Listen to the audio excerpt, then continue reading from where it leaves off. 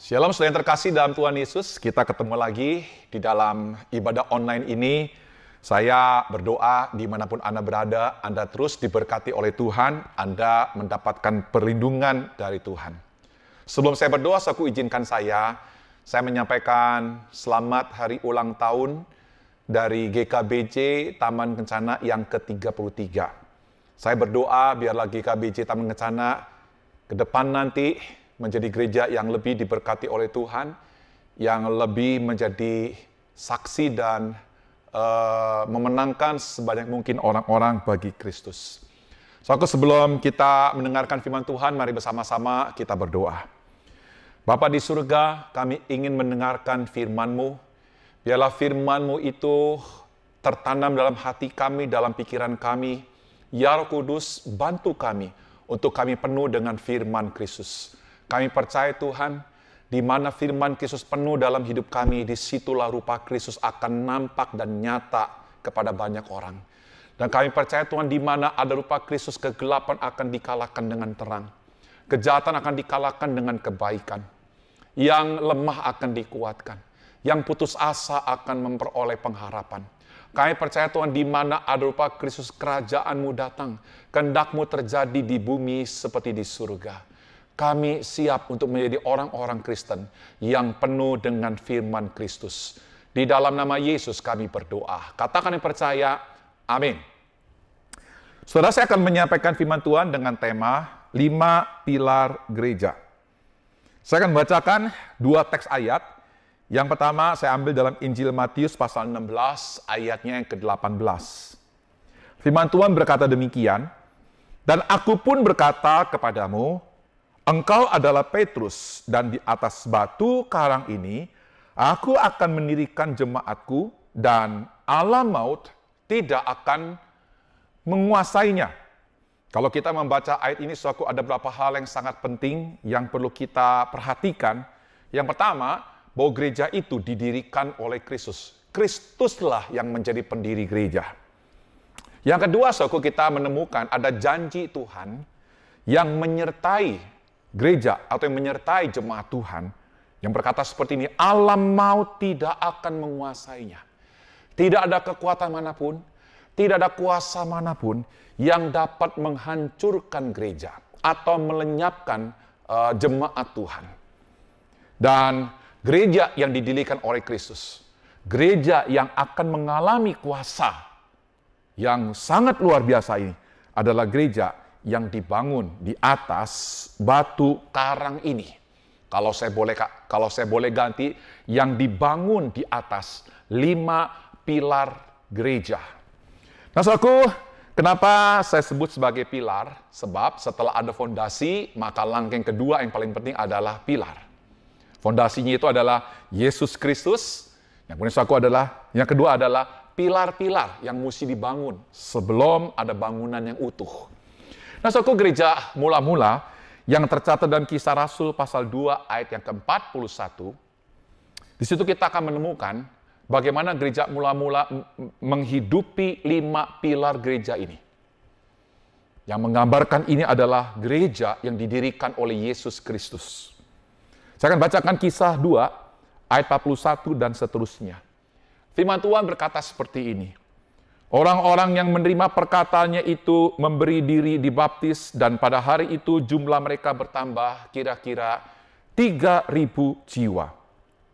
Mereka bertekun dalam pengajaran rasul-rasul dan dalam persekutuan, dan mereka selalu berkumpul untuk memecahkan roti dan berdoa.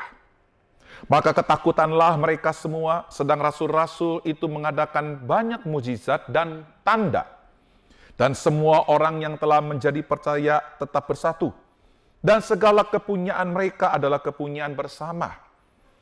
Dan tiap-tiap hari Tuhan menambahkan jumlah mereka dengan orang yang diselamatkan. Dan selalu ada dari mereka yang menjual harta miliknya, lalu membagi-bagikannya kepada semua orang sesuai dengan keperluan masing-masing. Dengan bertekun dan dengan sehati mereka berkumpul tiap-tiap hari dalam bait Allah. Mereka memecahkan roti di rumah masing-masing secara bergilir dan makan bersama-sama dengan gembira dan dengan tulus hati, sambil memuji Allah, dan mereka disukai semua orang, dan tiap-tiap hari Tuhan menambah jumlah mereka dengan orang yang diselamatkan. Saku perhatikan baik-baik, 5 pilar ini bukanlah syarat dari sebuah keselamatan. Teks ayat yang kita baca ini itu ada setelah Petrus berkhotbah dan ada 3.000 orang yang bertobat, yang menerima Yesus, yang menerima pengampunan, dan setelah mereka bertobat dan dibaptis, mereka kemudian menghidupi 5 pilar gereja ini. Nah, saudaraku, kita akan lihat satu demi satu, saudaraku. Pilar yang pertama adalah pilar pengajaran. Di dalam ayat 42, firman Tuhan berkata, mereka bertekun dalam pengajaran rasul-rasul. Kata pengajaran itu dipakai kata didake. Didake ini mempunyai arti bukan sekedar kita mendengarkan informasi, masuk telinga kanan, keluar telinga kiri. Bukan seperti itu, saudaraku. Didake di sini itu berbicara tentang satu pengajaran atau satu informasi yang sangat penting, yang sangat ditekankan, yang ditanamkan dalam pikiran seseorang, yang ditanamkan dalam hati seseorang. Jadi ini merupakan suatu pengajaran yang membawa sebuah perubahan hidup. So, kalau kita membaca di dalam Injil Matius pasal 28 ayat 20, kata didake atau diterjemahkan oleh King James Version sebagai doktrin, ini juga diucapkan oleh Yesus. Firman Tuhan berkata, dan ajarlah mereka melakukan segala sesuatu yang telah kuperintahkan kepadamu.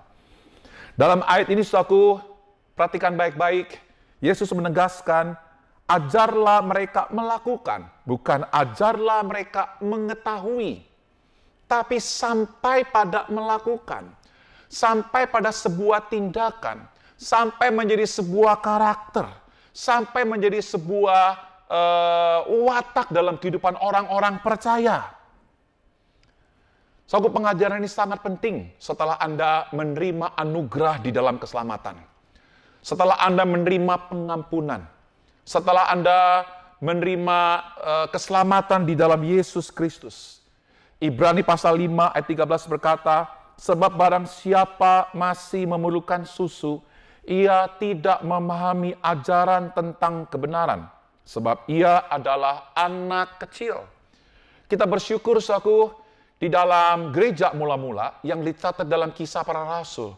Setelah mereka dibaptis, setelah mereka terima Yesus sebagai Tuhan dan Juru Selamat, mereka tidak berhenti sampai di situ, saudaraku. Dikatakan selanjutnya, mereka bertekun dalam pengajaran para rasul. Saudaraku, mereka tidak mau menjadi orang Kristen yang seperti anak-anak, saudaraku. Mereka ingin menjadi orang Kristen yang bertumbuh, menjadi orang Kristen yang kuat, menjadi orang Kristen yang dewasa secara rohani. Saudaraku, saya dorong setiap jemaat, jangan menjadi orang Kristen yang berhenti, menjadi orang Kristen yang hanya suka dengan susu, ya, orang Kristen anak kecil, orang Kristen hanya berhenti pada pengajaran tentang keselamatan atau anugerah. Kita harus masuk lebih lanjut pada sebuah pengajaran yang lebih dalam, sebuah kebenaran yang lebih dalam, saudara. Di dalam 2 Timotius 3 ayat ke-10, Paulus menyaksikan bagaimana pengajaran yang ditanamkan oleh Paulus kepada Timotius itu menghasilkan sebuah perubahan hidup. Dalam 2 Timotius pasal 3 ayat 10, Paulus menyaksikan, firman Tuhan berkata seperti ini, tetapi engkau telah mengikuti ajaranku, cara hidupku, pendirianku, imanku, kesabaranku, kasihku, dan ketekunanku. Engkau telah ikut menderita penganiayaan. Perhatikan baik-baik, saudaraku. Paulus menyaksikan bagaimana Timotius menerima pengajaran Paulus yang berasal dari Kristus. Bagaimana Paulus menolong, mementor Timotius, sampai Timotius menghidupi cara hidup yang dihidupi oleh Paulus. Bagaimana Timotius akhirnya oleh karena pengajaran itu menghasilkan sebuah karakter, kasih, kesabaran, ketekunan. Dan bagaimana pengajaran itu membuat Timotius akhirnya juga mampu bertahan dan bahkan kuat di tengah-tengah penderitaan sebagai orang yang percaya pada Kristus, sebagai orang yang melayani Tuhan. Saudaraku, pengajaran itu sangat penting sekali. Bukan saja untuk membuat kita tangguh dan kuat, supaya kita bisa menjadi lebih dewasa secara rohani. Firman Tuhan dalam surat 1 Timotius pasal 4 ayat 1 mengingatkan kepada saudara dan saya. Tetapi Roh dengan tegas mengatakan bahwa di waktu-waktu kemudian ada orang yang akan murtad lalu mengikuti roh-roh penyesat dan ajaran setan-setan. Saudaraku, kalau Anda tidak tertanam dalam pengajaran kebenaran firman Tuhan, maka engkau tidak akan bisa membedakan apakah ini ajaran yang datang dari setan atau ajaran yang datang dalam kebenaran firman Tuhan. Saya berdoa dan saya mendorong saudara untuk Anda lebih dalam menekuni pengajaran yang berasal dari firman Tuhan. Saya mendorong untuk para pemimpin-pemimpin dalam gereja ini untuk mempelajari firman Tuhan secara mendalam, sebuah ajaran yang murni, sebuah ajaran yang sehat, sebuah ajaran yang membuat jemaat sehat, sebuah ajaran yang membuat jemaat tahu bahwa ini adalah satu ajaran yang sesat, membuat jemaat tahu bagaimana menghadapi ajaran yang sesat tersebut. Saudaraku, gereja yang didirikan oleh Kristus adalah gereja yang menanamkan pengajaran Kristus kepada jemaatnya. Ini yang pertama. Pilar yang kedua, saudaraku, adalah pilar persekutuan. Ayat 42, firman Tuhan berkata seperti ini, dan dalam persekutuan, dan mereka selalu berkumpul untuk memecahkan roti dan berdoa. Perhatikan kata persekutuan. Saudaraku, kata persekutuan itu dipakai kata koinonia. Saudaraku, koinonia itu mempunyai arti sebuah hubungan yang intim, sebuah persekutuan. Dari kata koinonos. Koinonos itu mempunyai arti rekan kerja. Ya. Seperti Jimmy itu punya rekan kerja pengajar atau disebut dengan teaching associate. Seperti Tias, seperti guru Injil Susan. Mereka adalah orang-orang yang memiliki satu pemahaman yang sama tentang teologi ibadah. Itulah sebabnya, saudaraku, di dalam persekutuan yang sangat penting untuk kita memiliki pegangan yang sama, yaitu pengajaran yang sehat, pengajaran yang didirikan atas dasar rasul dan para nabi, yaitu perjanjian lama dan perjanjian baru. Nah, saudara, jemaat mula-mula adalah jemaat yang hidup dalam sebuah persekutuan di rumah-rumah. Saudara-saudaraku, ini bukan dalam jumlah yang besar, tapi jumlah yang sangat sedikit, saudara. Jadi saudara, dalam persekutuan ini mereka saling menguatkan. Mereka saling menghibur. Saudara, ketika Petrus dan Yohanes yang tercatat dalam Kisah Rasul pasal yang keempat, waktu menghadapi tantangan yang sangat berat oleh karena mereka diadili oleh mahkamah agama. Setelah mereka diadili, mereka pulang. Mereka pergi ke teman-temannya, teman-teman persekutuannya. Mereka menceritakan, mereka terbuka atas apa yang terjadi dengan diri mereka. Tekanan-tekanan, ancaman-ancaman. Lalu kita melihat bagaimana teman-temannya mendoakan sebuah persekutuan yang erat, sebuah persekutuan yang intim, sebuah persekutuan yang didasari oleh pengajaran yang sehat. Saudaraku, berbicara tentang persekutuan ini juga yang dilakukan oleh Yesus. Saudaraku, Yesus memiliki 12 murid. Dan di antara 12 murid itu ada 3 orang yang lebih dekat dengan Yesus, yaitu Petrus, Yohanes, dan Yakobus. Saudaraku, Yesus selalu bersekutu dengan mereka. Yesus pergi kemana, Yesus pelayanan, Yesus mengajar, bahkan Yesus menyembuhkan dan sebagainya. Yesus selalu bersama-sama dengan murid-muridnya. Bahkan saudaraku, ketika Yesus seorang diri, bukan berarti Yesus tidak bersekutu. Memang dia tidak bersekutu dengan orang, tapi dia bersekutu dengan Bapa yang di surga. Kalau kita baca dalam Markus pasal 1 ayat 35, pagi-pagi benar waktu hari masih gelap, ia bangun dan pergi keluar. Ia pergi ke tempat yang sunyi dan berdoa di sana. Saudaraku, Yesus selalu bersekutu dengan murid-muridnya, dan Yesus juga punya persekutuan dengan Bapaknya. Ada sebuah hubungan yang dekat, ada sebuah hubungan yang intim.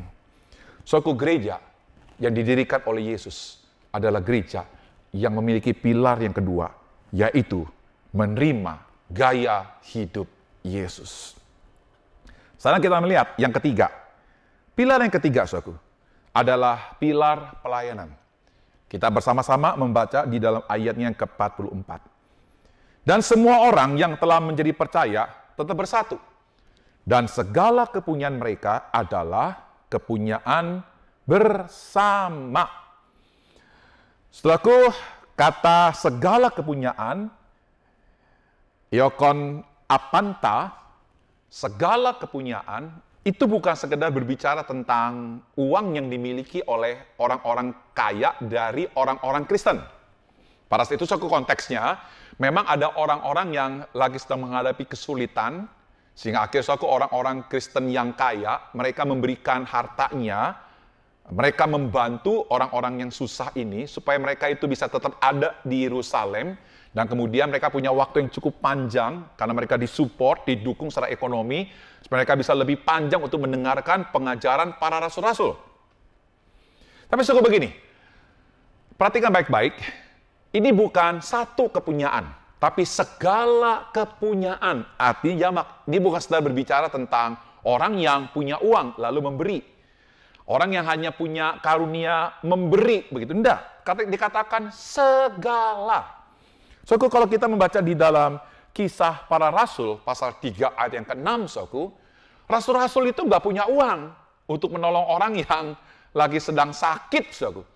Tapi rasul-rasul memiliki yang lain, itu nama Yesus. Memiliki karunia mukjizat, karunia kesembuhan ilahi, yang dipraktekkan untuk menyembuhkan orang yang lumpuh, sehingga orang yang lumpuh itu berjalan. Kalau kita baca Kisah 3 ayat 6, firman Tuhan berkata, tetapi Petrus berkata, emas dan perak tidak ada padaku. Tetapi apa yang kupunyai, kuberikan kepadamu. Demi nama Yesus Kristus, orang Nazaret itu, berjalanlah. Dan kalau kita mempelajari seluruh kitab Kisah Para Rasul, saudaraku, ada begitu banyak orang-orang Kristen yang memiliki karunia-karunia yang lain untuk mereka bisa praktekkan, menolong, memberkati gereja Tuhan pada saat itu. Kalau kita baca dalam Roma pasal 12 ayat yang ke-6, di situ firman Tuhan berkata, demikianlah kita mempunyai karunia yang berlain-lainan menurut kasih karunia yang dianugerahkan kepada kita. Jika karunia itu adalah untuk bernubuat, baiklah kita melakukannya sesuai dengan iman kita. Setiap kita pasti punya karunia yang berbeda satu dengan yang lain. Setiap karunia itu saling berhubungan satu dengan yang lain. Saudara, ketika saya berkhotbah, mungkin saya lagi sedang mempraktekkan karunia mengajar kepada saudara. Tapi saya bersyukur kepada Tuhan, di balik khotbah saya ini, ada orang-orang yang punya karunia yang lain, yang mengambil siaran ini, saudaraku, yang men-shooting siaran ini, saudaraku, mereka adalah orang-orang yang punya kemampuan untuk bisa mengedit, untuk bisa kemudian ditaruh di YouTube dan sebagainya. Dan juga saudara, ada orang-orang yang punya karunia berdoa. Mereka mendoakan saya ketika saya menyampaikan firman Tuhan. Saudaraku, gereja mula-mula adalah gereja yang mempraktekkan bagaimana Yesus dengan segala apa yang dia punya melayani orang-orang yang lemah, melayani murid-muridnya. Saudaraku, sebelum Yesus ditangkap, Yesus ada di sebuah ruang, Yesus melayani murid-muridnya. Apa yang dia punya, saudaraku? Yang dia punya adalah untuk mengelap kaki, baki dan sebagainya. Yesus menggunakan apa yang dia punya, yang ada pada dirinya, untuk melayani murid-muridnya. Saudaraku, gereja yang didirikan oleh Yesus adalah gereja yang memiliki pilar mempraktikkan kepelayanan Yesus. Saya berdoa, saudaraku, setiap kita di tempat ini sudah menjadi orang yang bukan hanya datang, duduk, diam, dengar, dan dadah. Jadilah orang-orang Kristen yang bisa melayani satu dengan yang lain, yang sesuai dengan talenta, sesuai dengan karunia, kemampuan yang Tuhan berikan kepada saudara. Ini pilar yang ketiga. Pilar yang keempat, saudaraku, adalah pilar ibadah. Ayat 46, firman Tuhan berkata, dengan bertekun dan dengan sehati, mereka berkumpul tiap-tiap hari dalam bait Allah. Nah, kalau kita membaca dalam ayat ini, saudaraku, menarik. Ada dua tempat di mana mereka berkumpul. Tempat yang pertama itu adalah di rumah-rumah, dan tempat yang kedua itu adalah di bait Allah. Pertanyaan begini, saudaraku, apa yang membedakannya? Saudaraku, kalau di rumah-rumah, kalau kita baca tadi, saudaraku, mereka ada memecahkan roti. Itu berbicara tentang perjamuan kudus. Sudah tentu, saudaraku, pada saat itu, orang Kristen yang baru percaya pada Yesus, orang Kristen Yahudi, saudaraku, tidak mungkin melakukan sebuah perjamuan kudus memperingatkan tentang Yesus di bait Allah. Karena pada saat itu, orang-orang Kristen dianggap bidat. Jadi mereka tidak mempraktekkan itu di dalam bait Allah. Lalu apalagi perbedaannya, saudaraku? Kalau di dalam bait Allah, itu halamannya luas. Sehingga bisa menampung jumlah orang yang sangat banyak untuk mereka menyembah Tuhan. Sementara kalau di rumah, jumlahnya hanya sedikit dan terbatas. Itu perbedaannya. Lalu yang ketiga, saudaraku, perbedaan selanjutnya, apa saudaraku perbedaannya? Yang ketiga, saudaraku, bait Allah adalah tempat di mana orang Kristen mula-mula pada jam 9 pagi atau jam 3 sore setiap hari, mereka datang, mereka menyembah Yesus, mereka memuliakan Yesus, mereka memuji Tuhan, dan mereka berdoa. Artinya, saudaraku, pada saat itu, mereka tidak meninggalkan sebuah tradisi dari nenek moyang mereka yang berasal dari Abraham, Musa, dan seterusnya.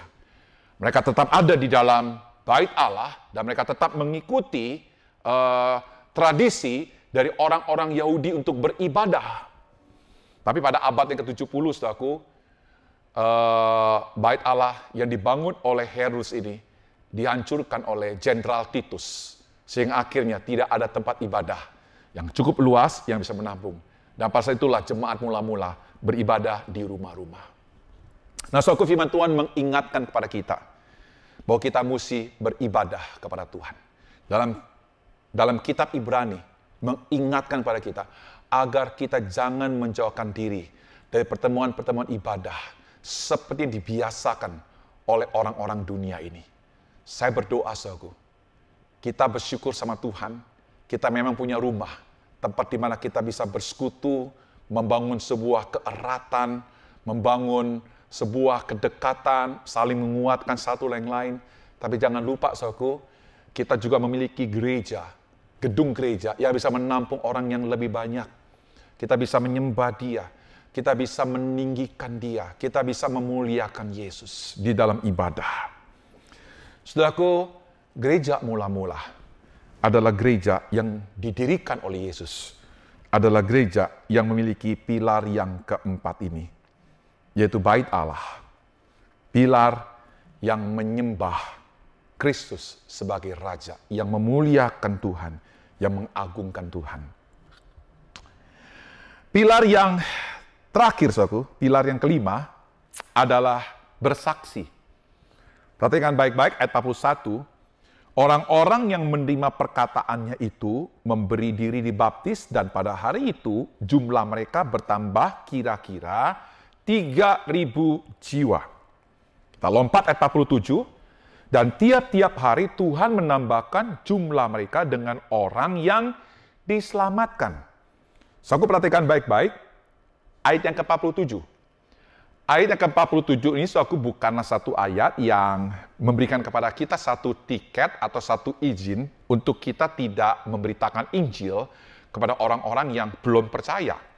Dengan alasan, toh Tuhan yang membuat mereka percaya. Tunggu dulu, saudaraku. Perhatikan baik-baik dan membacanya dengan teliti kalimat ini. Tiap-tiap hari Tuhan menambahkan jumlah mereka. Enggak berhenti di situ, saudaraku. Tapi firman Tuhan berkata, dengan orang yang diselamatkan. Saya ulangi lagi, dengan orang yang diselamatkan. Jadi ayat 47 ini hendak menegaskan pekerjaan Tuhan 100% menyelamatkan orang yang berdosa. Jadi tidak ada bagian sedikit pun dari usaha manusia, dari kebaikan manusia untuk orang itu diselamatkan. Jadi ini betul-betul menekankan pekerjaan Tuhan 100% yang menyelamatkan. Kalau demikian, apa yang menjadi bagian kita?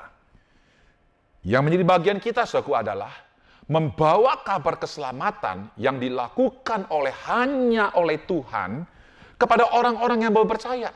Membawa Kristus kepada orang yang belum percaya. Itulah sebab, saudaraku, kalau kita membaca di dalam ayat yang ke-41, orang-orang yang menerima perkataan itu, perkataan siapa? Perkataan Petrus yang bersaksi tentang Kristus. Petrus hadir di tengah orang yang tidak percaya. Petrus menceritakan tentang Yesus yang adalah Mesias. Petrus bersaksi. Akibatnya apa, saudaraku? Tuhan menambahkan jumlah, itu 3.000 orang yang percaya kepada Yesus. Jadi, saudaraku, pilar kelima ini adalah pilar bagaimana orang Kristen bersaksi. Membawa Kristus kepada orang yang belum percaya. Kalau kita membaca di dalam Kisah Rasul, pasal 1 ayat ke-8, firman Tuhan berkata seperti ini, "Tetapi kamu akan menerima kuasa kalau Roh Kudus turun ke atas kamu. Dan kamu akan menjadi saksiku," yaitu menjadi saksi Yesus, "di Yerusalem dan di seluruh Dia dan Samaria dan sampai ke ujung bumi."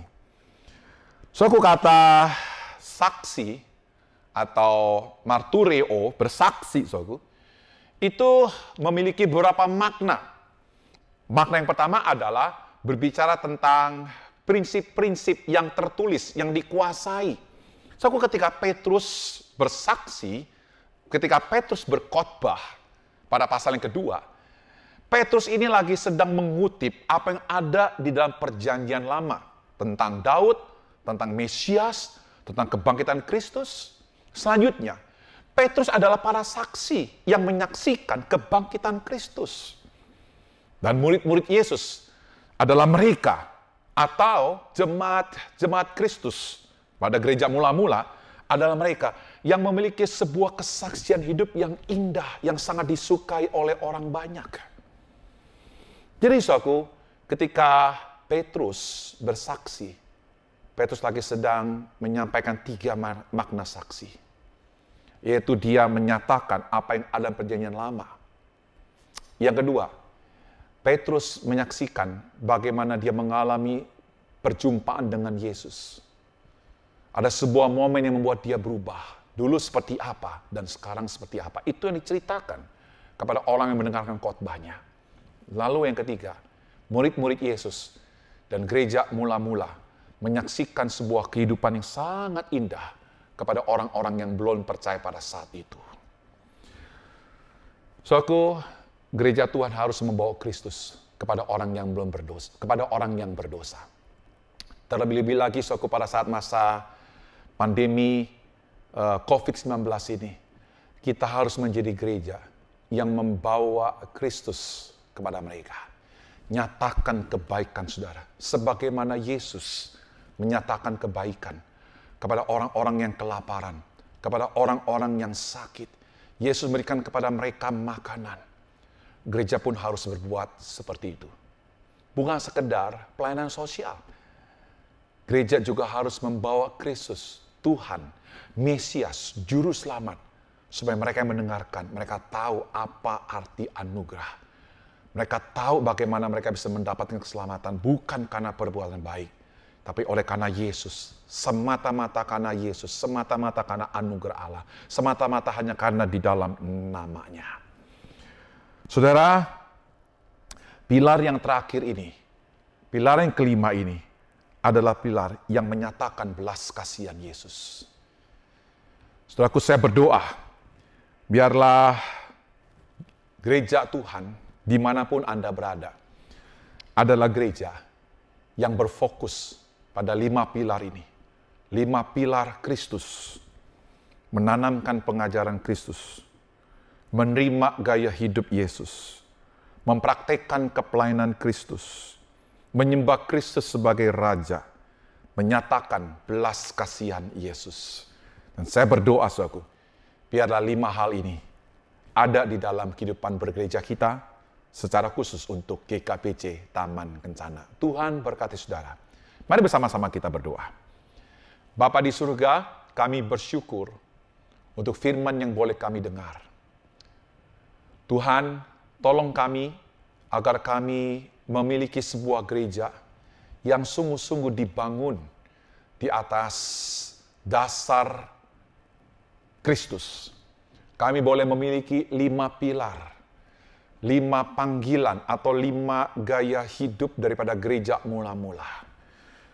Kami rindu Tuhan bahwa gereja kami menjadi gereja yang menanamkan pengajaran yang sehat, pengajaran yang benar, yang menerima gaya hidup Yesus di dalam berkomunitas, bersekutu di dalam jumlah yang sedikit, yang mempraktekkan kepelainan Yesus melalui karunia-karunia yang kami miliki, yang menyembah Kristus sebagai Raja di ibadah setiap hari Minggu, di mana Kristus disenangkan, dimuliakan, dan diagungkan, yang menyatakan belas kasihan Yesus. Kami menjadi saksi Kristus akan kebaikannya, akan anugerahnya kepada orang-orang yang belum percaya, kepada orang-orang yang lagi sedang susah, kepada orang-orang yang menderita. Kami boleh menyatakan kebaikan, keagungan, keindahan Kristus dalam hidup kami.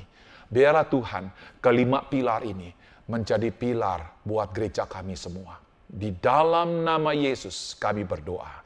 Amin.